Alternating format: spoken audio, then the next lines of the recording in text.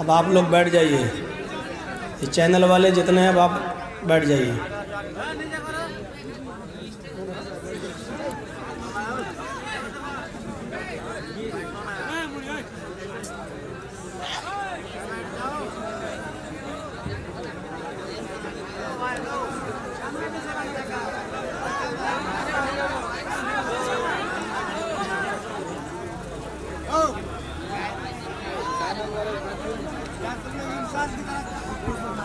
क्या बात है भाई, आप लोग नहीं मानेंगे। जब आप एक ऐसे मौलाना को सुनने आ रहे हैं जो बहुत ही बड़े शख्सियत के मालिक हैं और उसकी बात नहीं मान रहे, किसकी बात मानेगा भाई?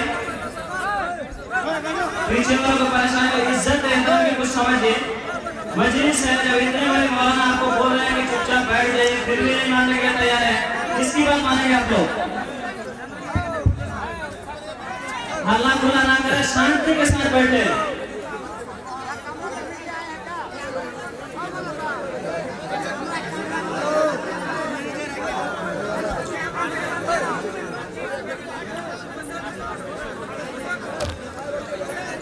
अल्हम्दुलिल्लाह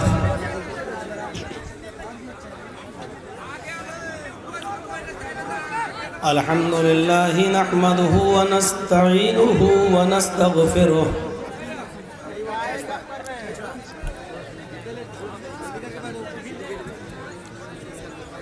व नऊज़ु बिल्लाहि मिन शुरूरि अनफुसिना व मिन सय्यिआति अअमालिना।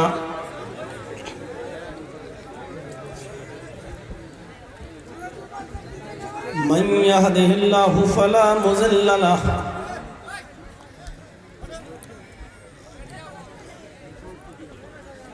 व मन युज़लिल्हु फला हादिय लहु।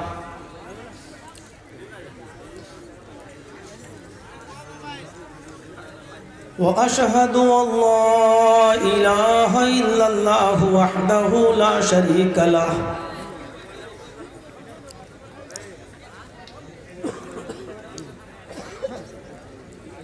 व अशहदु अन्न मुहम्मदन अब्दुहु व रसूलुहु। अम्मा बाद,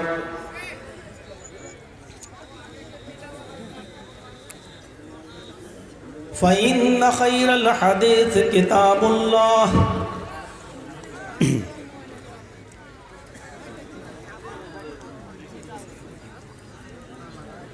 व खैरल हदी हदी मुहम्मदिन सल्लल्लाहु अलैहि वसल्लम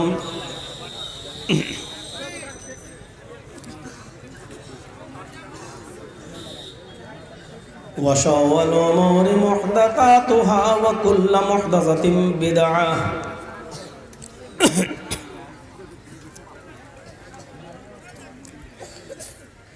व कुल्लु बिदअतिन ज़लालह व कुल्लु ज़लालतिन फिन्नार।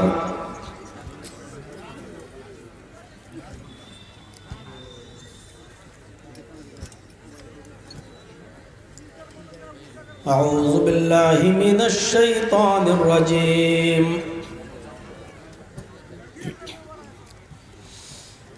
बिस्मिल्लाहिर रहमानिर रहीम।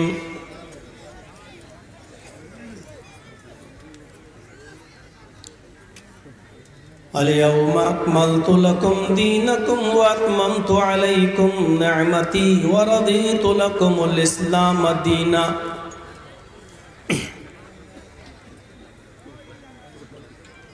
वक़ाल तआला इन्नद-दीन इंदल्लाहिल इस्लाम। रब्बि इश्रह ली सदरी व यस्सिर ली अमरी वहलुल उक़दतम मिन लिसानी यफ़क़हू क़ौली।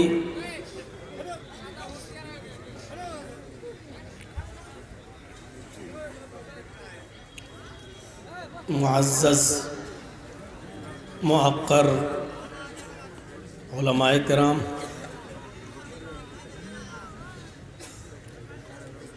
जलसा कमेटी के अहम जिम्मेदारान,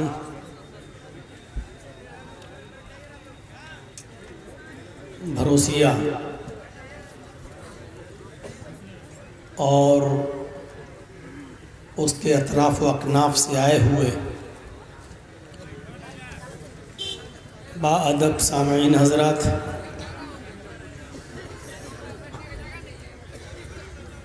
इस्लामी ख़वातीन, माँ और बहनों,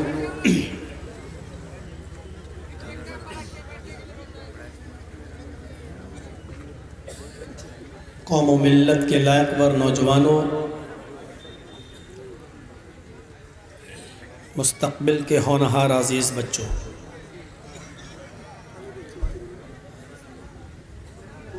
रात के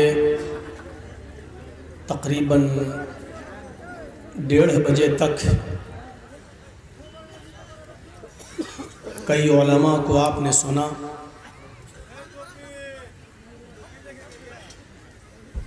मदरसे का ताउन भी किया और अब तक दिल जमाई के साथ आप बैठे हुए हैं। आपकी इस हिम्मत को दाद देनी चाहिए, आपकी इस हिम्मत को सलाम कि इस वक्त भी आप यहाँ बैठे हुए हैं और सुन रहे हैं। अल्लाह से दुआ है कि इलाहुल आलमीन हमें आपको सुनने से ज़्यादा अमल करने की तौफीक अता फरमाए।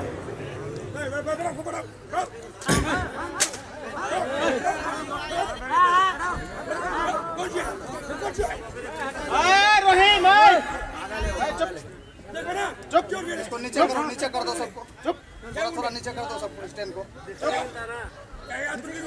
चुप रहो ना तुम, चुप रहो ना। बड़ी बदतमीजी नहीं, इन लोगों का डिस्टर्ब हो रहा है, बोलो तो डिस्टर्ब हो रहा है, उसको बैठा दो, नीचे कर दो, स्टैंड को थोड़ा बैठा दो, इसका भाई इसको नहीं, इन लोगों की भी गलती है। हर जलसे में डांटे फटकारे जा रहे हैं लेकिन अपनी हरकत से बाज नहीं आ रहे। सुनिए तो आप लोग अपना अपना स्टैंड को सब नीचे कीजिए, थोड़ा थोड़ा नहीं, इन लोगों की भी स्टैंड पे सब नीचे कीजिए, सब स्टैंड। मुझे डर था इसी बात का। हर जलसे में डांटे फटकारे जा रहे हैं लेकिन मान नहीं रहे। नहीं समझ में आ रहा है लड़का, सब नीचे करो। आप लोग भी नीचे। चलिए आप लोग अब बैठिए, ये लोग अपना नीचे कर रहे हैं। बैठो ना आप लोग, बैठिए ना, आप लोग बैठ जाइए ना, बैठिए। सब नीचे कर लो। चलिए अब आप लोग इधर तवज्जो दें, कोपरा हो जाए।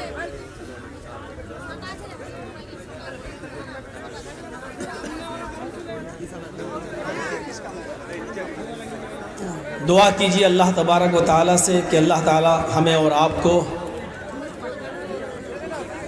सुनने से ज़्यादा अमल की तौफीक अता फरमाए। अब तक इतने उलमा आपके सामने आए, उन्होंने गुफ्तगू की, कुरान और हदीस की बातें बताईं, उसका क्या असर हुआ हमारी ज़िंदगी पर, हम पर, ये अभी आप देख सकते हैं। इससे आप अंदाज़ा लगा सकते हैं कि जलसे जो हो रहे हैं आजकल वो सिर्फ सुनने के लिए हो रहे हैं, अमल के लिए नहीं हो रहे हैं। आपका ये प्रोग्राम मगरिब के बाद से शुरू हुआ होगा और रात के 1:30 बजे तक चला है और अब भी चल रहा है। इतने लोगों ने जो बातें कही हैं उसका असर ये हो रहा है जो आप देख सकते हैं। अल्लाह ताला हमें और आपको सबको, जितने उलमा ने जो बातें कही हैं, कहने वालों को भी और सुनने वालों को पूरी पूरी तौफीक अता फरमाए। हमें सोचना चाहिए कि हमें जो मज़हब मिला है, जो दीन हमें मिला है, ये दुनिया के दीनों में सबसे बेहतर दीन है, सबसे अच्छा दीन है। लेकिन इस दीन के पैरोकार और इस दीन पर अमल करने वाले कैसे? आपको एक साइंटिस्ट का वो मकूला याद होगा। बहुत बड़ा साइंटिस्ट था।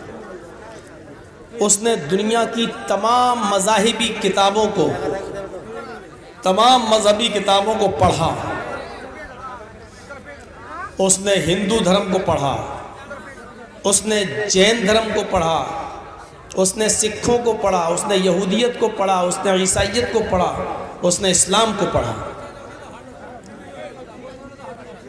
और फिर उसने ये देखा कि मैंने सारे मज़ाहिब को पढ़ने के बाद, हर धर्म को पढ़ने के बाद, अब ये देखें कि अपने मज़हब पर सबसे ज़्यादा चलने वाला कौन है। तो जब उसने दुनिया का दौरा किया, बड़े बड़े मुल्कों का दौरा किया, और दौरा करने के बाद अपनी कसौटी पर जब परखा, तो जानते हो उसने क्या कहा? उसने कहा कि जब हमने किताबें पढ़ी, जब हमने मज़हब का मुताला किया और सारे धर्म को, सारे मज़हब को जो हमने पढ़ा, तो हमको सबसे अच्छा मज़हब, सबसे अच्छा दीन, सबसे अच्छा धर्म इस्लाम नज़र आया।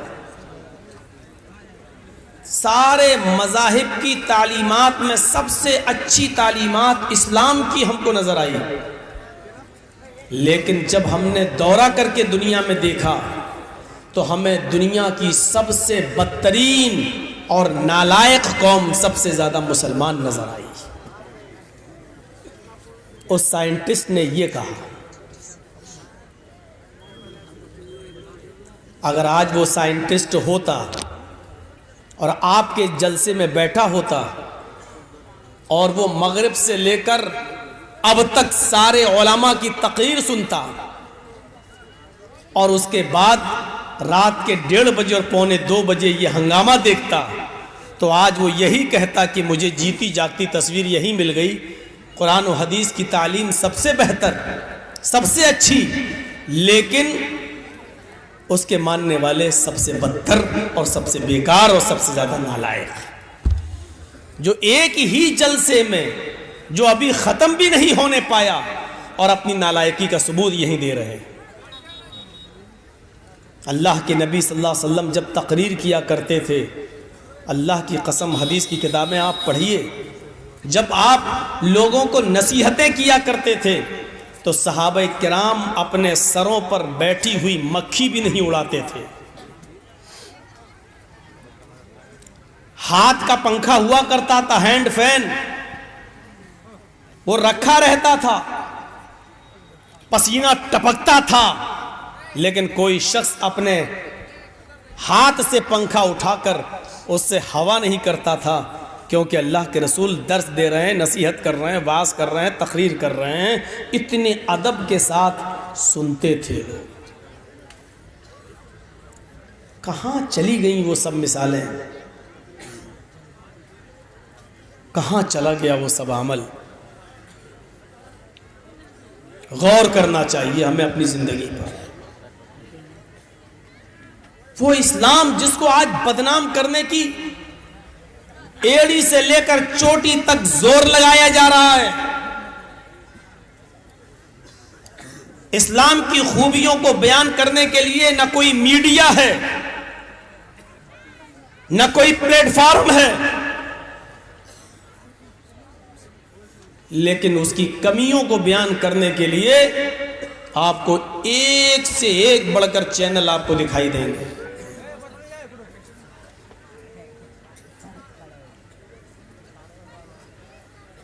क्यों? हम दूसरों से ये शिकायत करते हैं कि वो देखो इस्लाम के बारे में ऐसा बोल रहा है, ऐसा बोल रहा है, ऐसा बोल रहा है, लेकिन हम अपने मुआशरे का जायजा नहीं लेते, हमारे समाज में क्या हो रहा है। हमें इस बात पर गौर करना पड़ेगा, समाज को बैठना पड़ेगा और सोचना पड़ेगा हमें इस बात पर। अभी अल्लाह के नबी सल्लल्लाहु अलैहि वसल्लम का जमाना होता तो अभी क्लास ले ली गई होती, मशवरे होने लगते, सजाएं मुतय्यन कर दी जाती। लेकिन हमारे यहां इन चीजों को मामूली समझा जाता है। वो इस्लाम जिससे गैर मुस्लिमों को फायदा पहुंच रहा हो, आज हम उससे फायदा नहीं उठा पा रहे हैं। वो इस्लाम जो अमेरिका में तेजी के साथ लोग उसको पढ़ रहे हैं और इस्लाम कबूल करते जा रहे हैं, अमेरिका परेशान है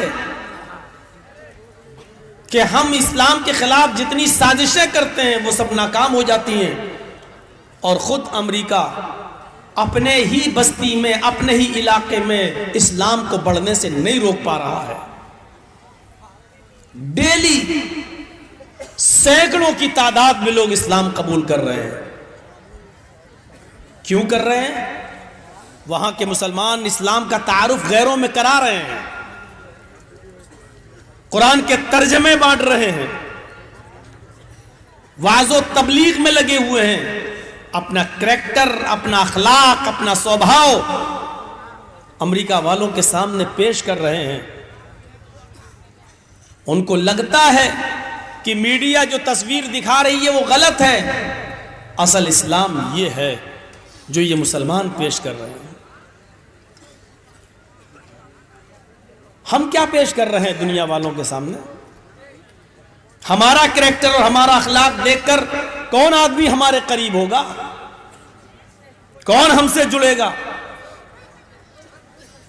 जिस मदरसे के लिए आप जलसा करा रहे हैं, उस मदरसे को हम ताउन दे रहे हैं और ये उम्मीद रखते हैं कि इस मदरसे से जो बच्चे पढ़कर आलिम बनकर निकलेंगे वो बुराइयों पर कदगन लगाएंगे, रोक लगाएंगे और इस्लाम की दावत व तबलीग में एक अहम रोल अदा करेंगे। हम जिन तलबा से ये उम्मीद लगाए बैठे हैं, उन्हीं इस्लामी तलबा के सामने, उन्हीं पढ़ने वाले बच्चों के सामने आप अपना रवैया ये दिखाएंगे तो कौन सा शख्स इस्लाम से मुतासिर होगा? आप हमें ये बताइए। जिस इस्लाम के बारे में कुरान कहता है इन्नद्दीना इंदल्लाहिल इस्लाम, अल्लाह के नज़दीक पसंदीदा मज़हब इस्लाम है, क्या ये इस्लाम जो हम पेश कर रहे हैं? और जिस दीन के बारे में अल्लाह ने कहा था अल-यौमा अकमलतु लकुम दीनकुम व अतममतु अलैकुम निअमती व रदीतु लकुमुल इस्लाम दीना, आज मैंने तुम्हारे लिए तुम्हारे दीन को कंप्लीट कर दिया, तुम्हारे लिए तुम्हारे दीन को मुकम्मल कर दिया। वह अतममतु अलैकुम निअमती, और अपनी नेमतों का इत्माम कर दिया, अपनी नेमतें हमने पूरी कर दी।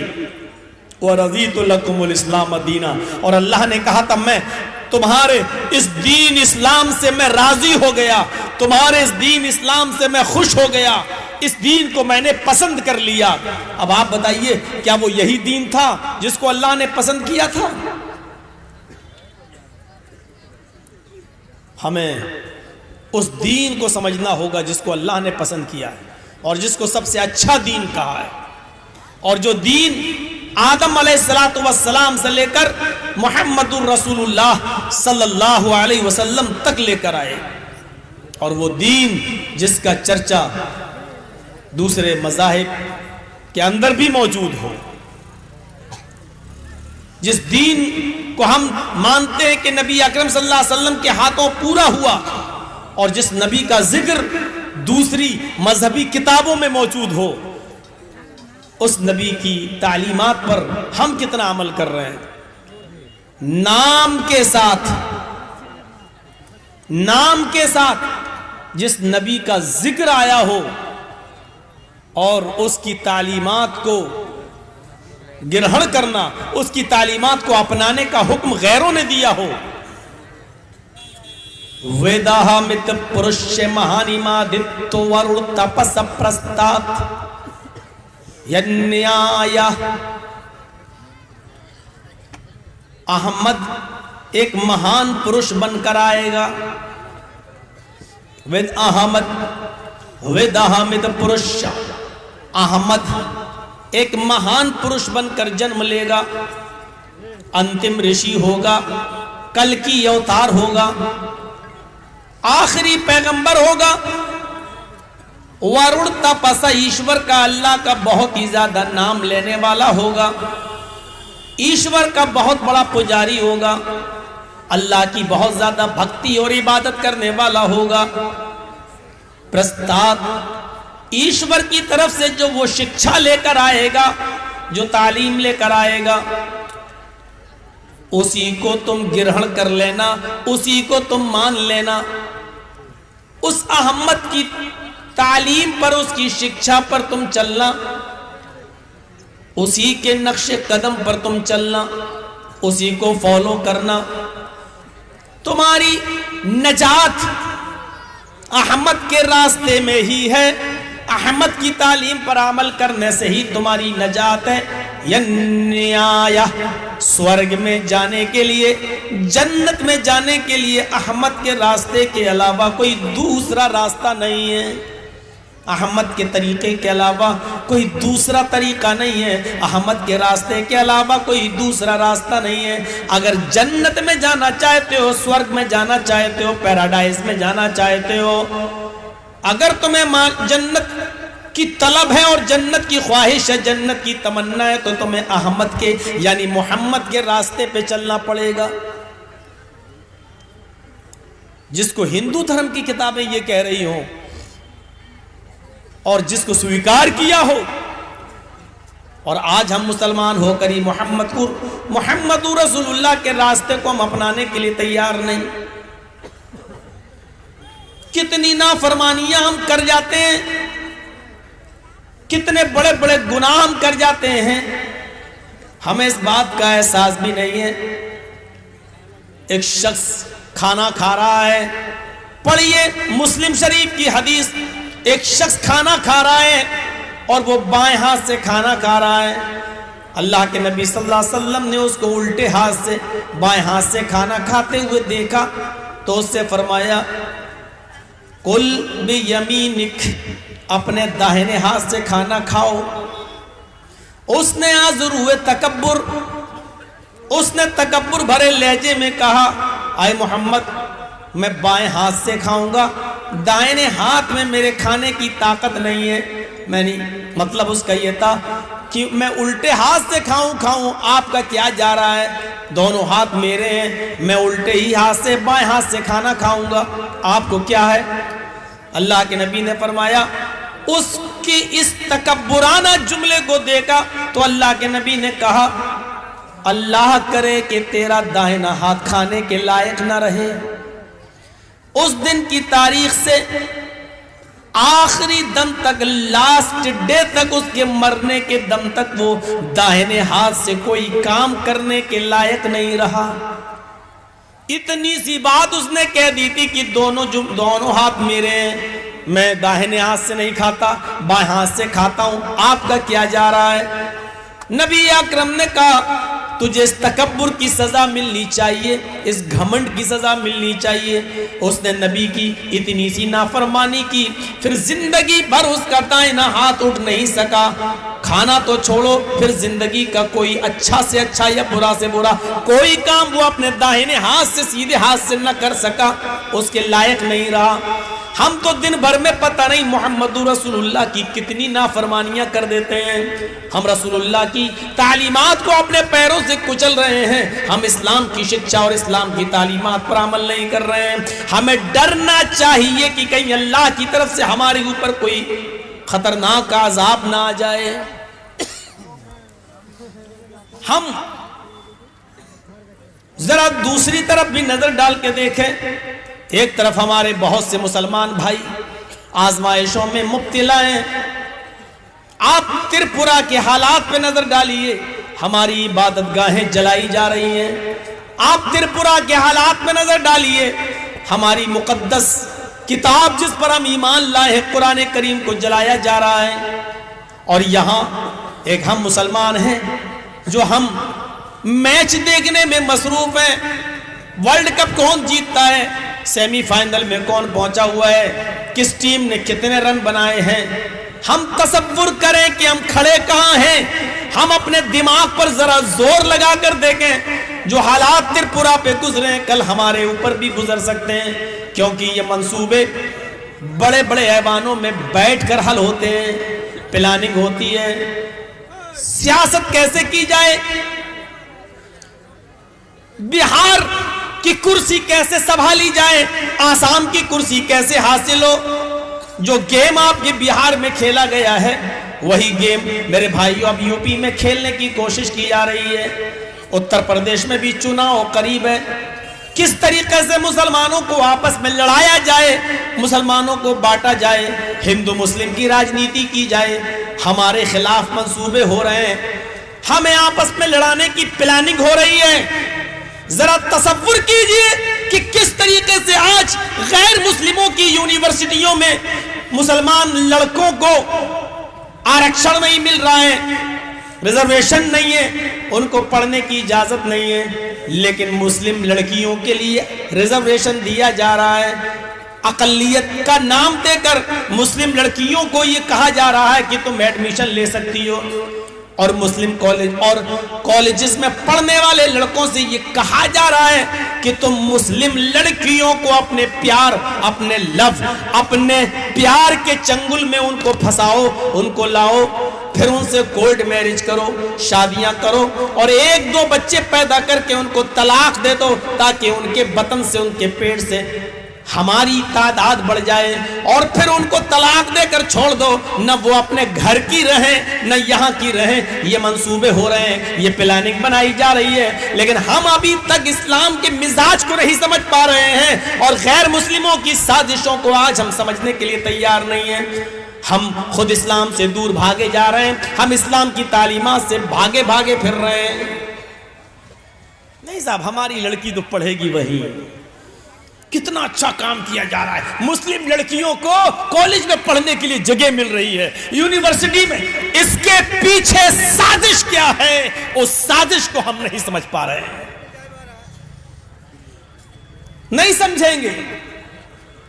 माशाल्लाह, ये सरकार बहुत अच्छा काम कर रही है। देखिए कितना अच्छा, हमारी मुस्लिम लड़कियों को इतना रिजर्वेशन दिया है, लड़कों को क्यों नहीं दिया जा रहा है?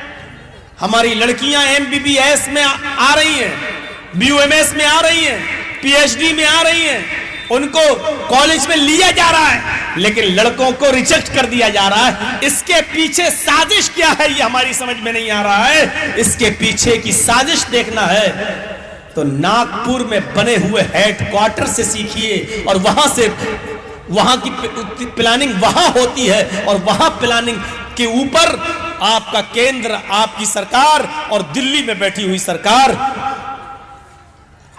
नागपुर हेडक्वार्टर के मशवरे पर अमल करती है, लेकिन इस साजिश को हम नहीं समझ पाते हैं। हम इसी में पड़े हुए हैं कि हमारी बात कौन कर रहा है। हम ये नहीं समझ पा रहे हैं कि हमारा छोटा नुकसान किस में है और बड़ा नुकसान किस में है। हमारी अकल में यह बात नहीं आ रही है, हम समझने के लिए तैयार नहीं है। हम यह भी नहीं समझ पा रहे हैं कि बड़े नुकसान से हम अपने आप को बचाएं तो कैसे बचाएं। दो चीजें जब हमारे सामने हो और एक तरफ यह हो कि नुकसान दोनों में हो, हमारा फायदा किसी में ना हो, तो वहां यह देखा जाता है कि कम नुकसान उठाना पड़े और बड़े नुकसान से हम अपने आप को बचा लें। लेकिन इतनी भी समझ आज हमारे अंदर नहीं रही कि हम अपने आप को बड़े नुकसान से बचाएं या छोटे नुकसान से बचाएं। आपसे अगर यह कह दिया जाए कि आपकी बीवी को जो डिलीवरी हो रही है, बच्चा पैदा हो रहा है, अब मां या बच्चे में से, आपकी बीवी या आपके बेटे में से मैं किसी एक को बचा सकता हूं, तो आप उस मौके पर क्या करेंगे? नुकसान दोनों सूरतों में है, तो ऐसे मौके पर आपको डिसीजन लेना पड़ेगा, फैसला लेना पड़ेगा, और वहां फैसला आपका यह होना चाहिए कि मां यानी बीवी को बचा लो, बच्चे की मां को बचा लो। अगर बच्चा जा रहा है तो जाने दो। इस मौके पर भी हम ये फैसला नहीं कर पा रहे हैं कि हमें डिसीजन क्या लेना चाहिए। मैंने इशारों में बहुत कुछ कह दिया है, अब अकल होगी तो आप समझ गए होंगे हम कहना क्या चाह रहे हैं। हमें भी अपने आप को बचाना है, हमें भी अपने आप को सेफ रखना है, हम सिर्फ बिहार में थोड़ी बोलते हैं, हम तो पूरे हिंदुस्तान में जा रहे हैं, हमें भी अपने आप को बचाना है। लेकिन मैंने बातों में बहुत कुछ कह दिया है। अक्लमंद रा इशारा काफी अस्त, अक्लमंद होंगे तो आपको इशारा आपके लिए काफी होगा।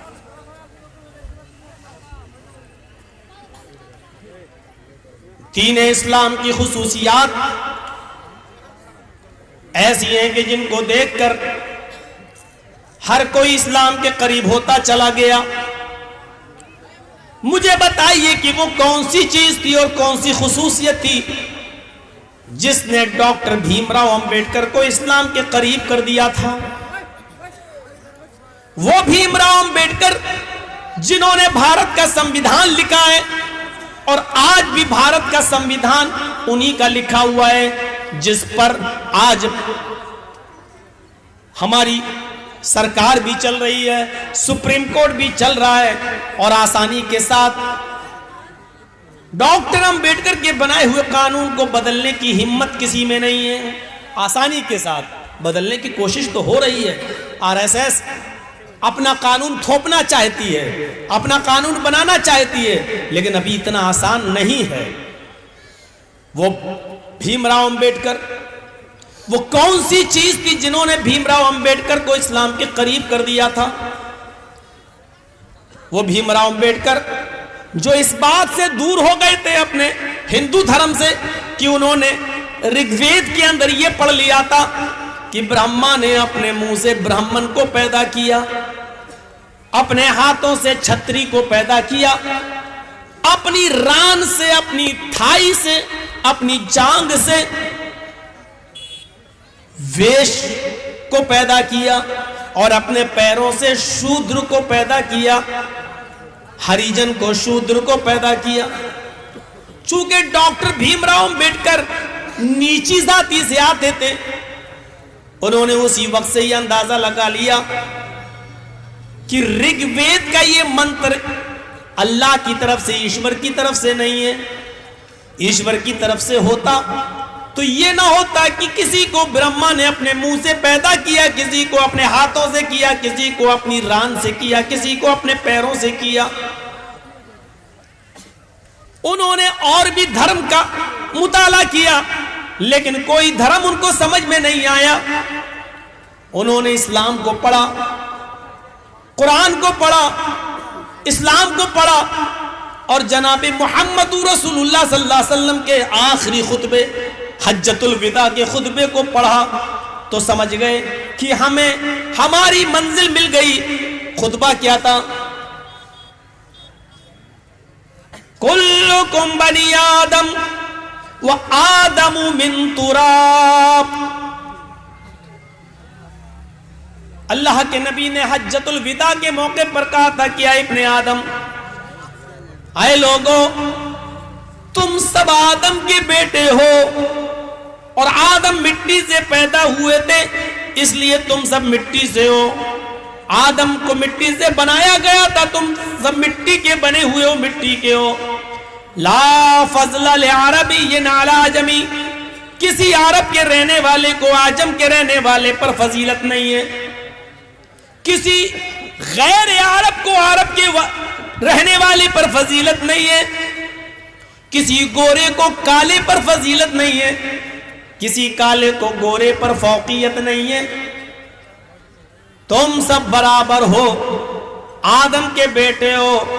न काला गोरे से अफजल, न गोरा काले से अफजल, न अरबी गैर अरबी से अफजल, न गैर अरबी अरबी से अफजल।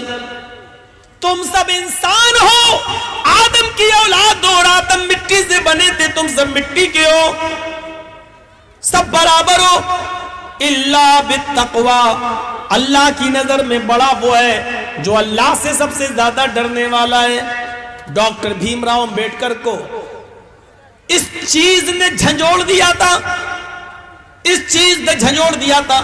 डॉक्टर अंबेडकर ने पढ़ा था कि फारस का हबशा का रहने वाला एक शख्स है, शक्ल सूरत उसकी कोयले से ज्यादा काली है, होठ उसके मोटे मोटे हैं, नाम उसका बिलाल है।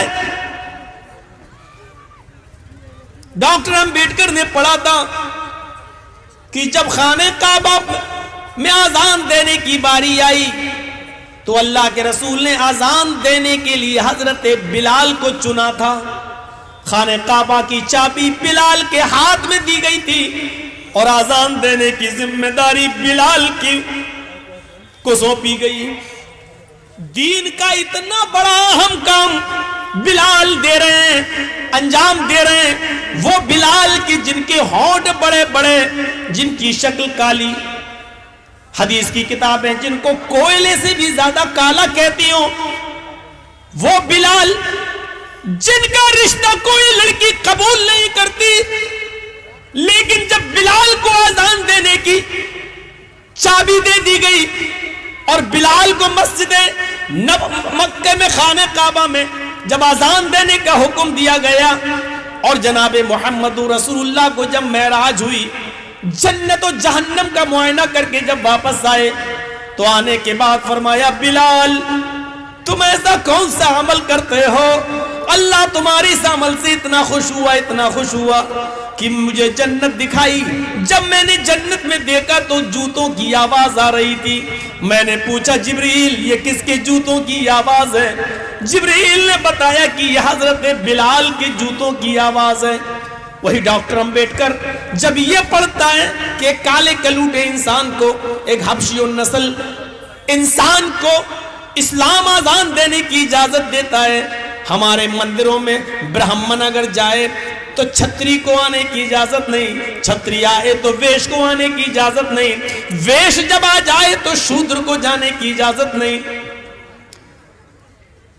उसने जब ये पढ़ा तो इस्लाम उसके दिल के अंदर घर कर गया और डॉक्टर अंबेडकर ने इस्लाम कबूल करने का इरादा जाहिर कर दिया। ये वही अंबेडकर है जिसने कुरान को पढ़ा और पढ़ते पढ़ते कुरान की इस आयत को हिंदी में अनुवाद करके पढ़ने लगा, या अय्युहन्नास इन्ना खलकनाकुम मिन ज़करिन व उन्सा वजअलनाकुम शुऊबन व क़बाइल लितआरफू। है सारी दुनिया के मानव जाति, है सारी दुनिया के इंसानों, हमने तुमको एक मर्द एक औरत से पैदा किया, तुम सबका बाप एक है, तुम सबकी माँ एक है। डॉक्टर अंबेडकर चीख पड़ा, वाह ये कुरान है जो हमारी मंजिल हमें बता रही है, ये कुरान है जो सारी दुनिया के इंसान को एक बाप और एक माँ का बेटा मानता है। ये कुरान है, ये इस्लाम है जिसने सारी दुनिया के इंसान को भाई भाई बताया है, क्योंकि एक बाप और एक माँ की औलाद तो सब भाई भाई हुए। ये कुरान है जिसने हमें ये सबक दिया है। मेरे भाइयों यहां से सीखो, एक गैर मुस्लिम कुरान पढ़ता है तो इस्लाम से प्रभावित हो जाता है, इस्लाम से मुतासिर हो जाता है, और एक मुसलमान है जो सुबह शाम से लेकर 2 तकरीरें सुनता है लेकिन मारधार करता है, और तकरीरें सुनकर भी इस्लाम उसके हलक के नीचे नहीं उतरता है। ये हम हैं। एक गैर मुस्लिम है, भारत का संविधान लिखने वाला कुरान की एक आयत पढ़ता है तो उसके दिल की दुनिया बदल जाती है, और एक हम मुसलमान हैं जो रात भर कुरान और हदीस सुनकर भी हमारे हलक के नीचे नहीं उतरता है। चुल्लू भर पानी में डूब मरना चाहिए हमें और आपको। चुल्लू भर पानी में डूबकर क्या तासुरात हम पेश कर रहे हैं लोगों के सामने।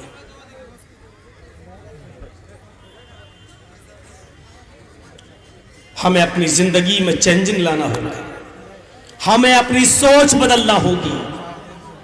अगर आपको कुछ करना है तो लोगों ने अपनी सोचें बना ली हैं, ज़हनियतें बना ली हैं, उन्होंने ये उसूल बना लिया है कि अगर हमें सत्ता में रहना है, सरकार में रहना है, तो हमें हिंदू और मुसलमान करना है।